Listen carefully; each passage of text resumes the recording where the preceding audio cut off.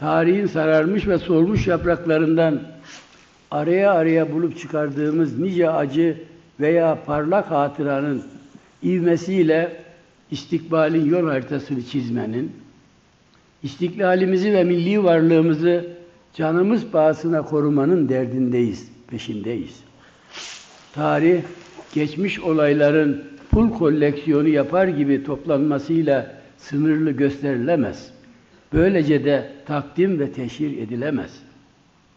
Yayı ne kadar geriye çekersek, oku o denli uzağa atmamız da benzer şekilde ne kadar geriye bakarsak, o kadar uzağa görmemiz kaçınılmaz bir hayat ve tarih gerçeğidir.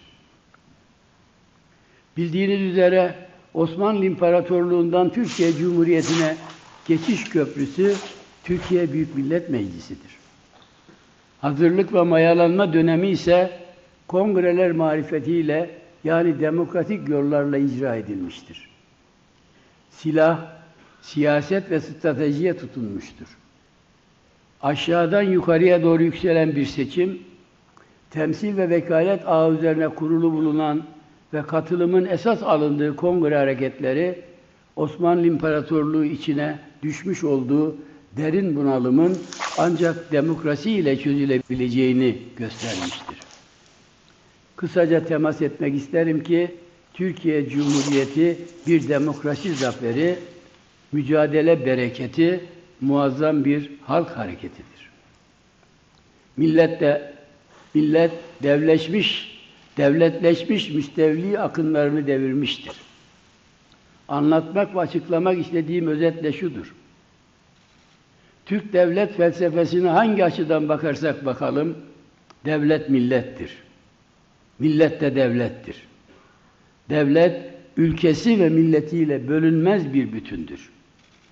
İkisini birbirinden ayırmak, ayrı ayrı değerlendirmek, zaman zaman da çatıştırmak, fahiş bir yanlış olmanın yanı sıra devlet umurunu ve onurunu hazmedemeyen nevzuhur demokrat yobazların handikap ve hüsranıdır.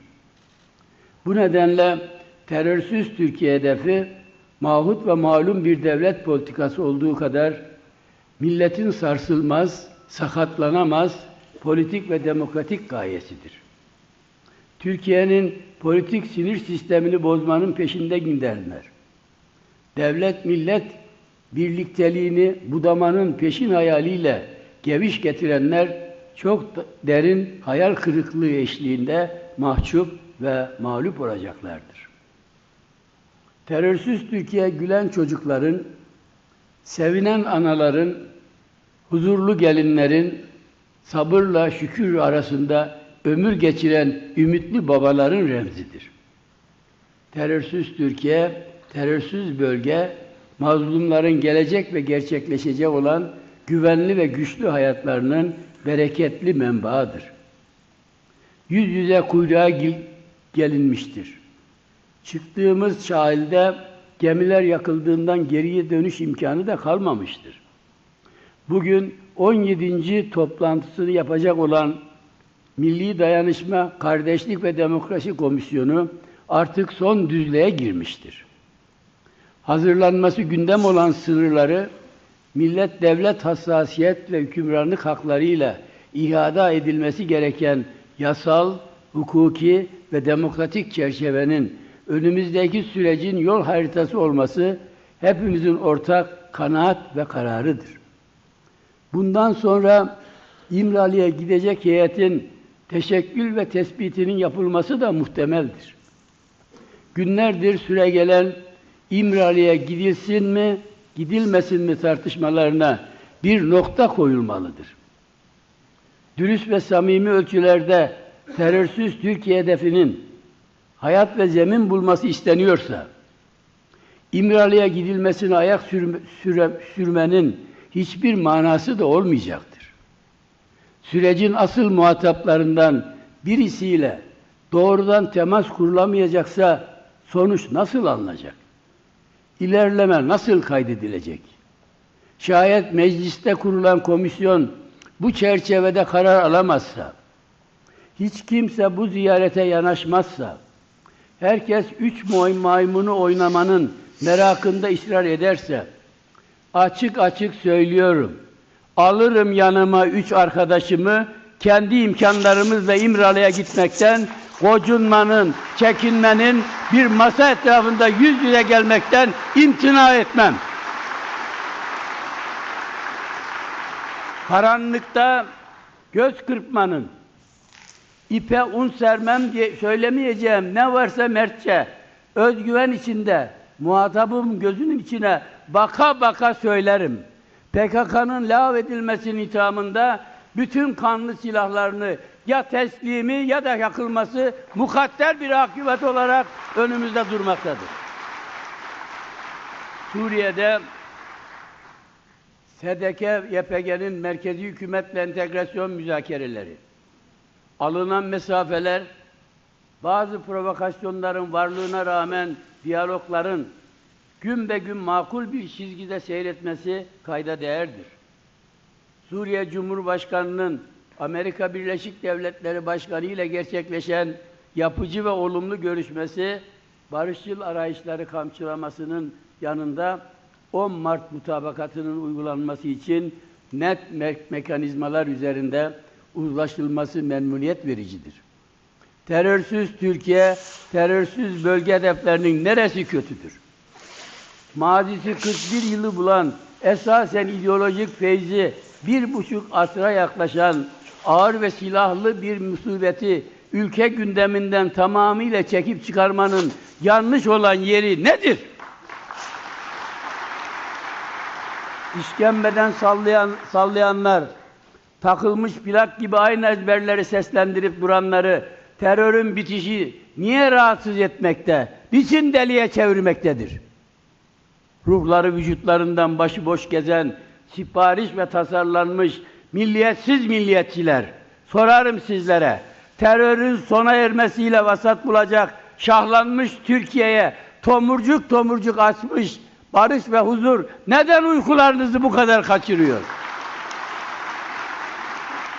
Müzakere yokken, mütareke yokken, taviz yokken, teslimiyet yokken, gizli pazarlık yokken, hepsine birden var demek, sürekli çürük tahtaya çivi çakmaya kalkışmak, manen, ahlaken ve vicdanen utanç duyulacak bir yüzsüzlük değil midir?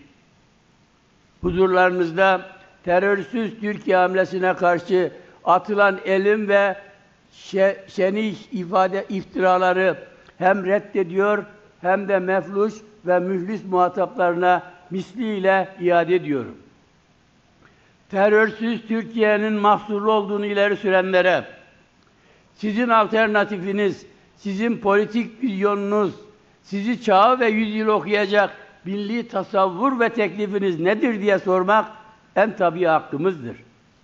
Boşa sallayıp dolu tutmanın kurnazlığında olan marjinalleşmiş siyasilerle ilgimiz ve işimiz olmaz, olamaz, olmayacak. Elleri öpülesi ecdadımız Oğuz Kağan'ın asırlar öncesinden söylediği şu sözü de hiç aklımızdan çıkarmıyoruz. Hiç kimsenin de çıkarmasını arzulamıyoruz. Siz birbirinizden ayrılırsanız hepinizi ok gibi birer birer kırıp parçalarlar. Oysa birlik olursanız hiçbir güç sizi yıkamaz, kıramaz. Birliğimizi koruyacağız, dirliğimizi koruyacağız, beraberliğimizi koruyacağız. Andolsun, şart olsun, Türkiye'nin ve Türk milletinin âli ve asli çıkarlarından milim de olsa ödün vermeyeceğiz. Hep birlikte Türkiye olduğumuzu sonuna kadar haykıracağız. Melez ve kopya edilmiş, açıkçası ana akım ve kaynaktan tamamıyla kopmuş, sözde milliyetçi, sözde demokrat, sözde insansever, sözde aydınların hiçbir telkinine aldırmayacağız, kale ve ciddiye bile almayacağız. Doğru bildiğimiz istikamette, sağlam irademizle, aydınlık yarınların izinde kararlılıkla ilerleyeceğiz. Durmayacağız, sinmeyeceğiz. Mevzu ve vatan ve millet olduğu sürece gözümüzü daldan budaktan asla uzak tutmayacağız.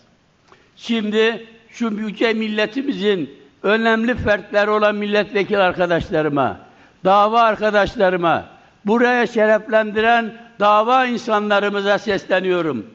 İmralı'ya gitmeme izin veriyor musunuz?